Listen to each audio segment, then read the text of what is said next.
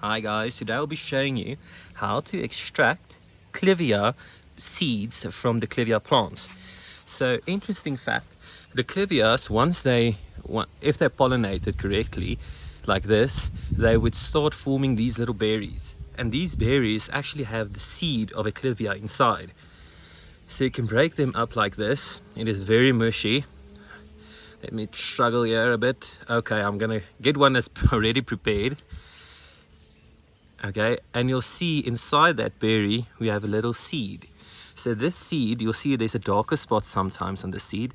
This needs to be pointing upwards. Okay, otherwise if you're not sure, try and plant it on its side, and then it would self-choose which way to grow.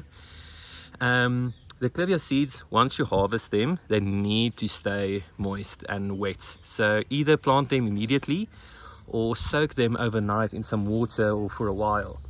If you're going to plant them, to give them the best rate of success, treat your soil for fungicide, because they're prone to fungi eating them and destroying them and killing them. So I'd recommend treating your soil with some fungicide, and then you can just plant them and it should go well.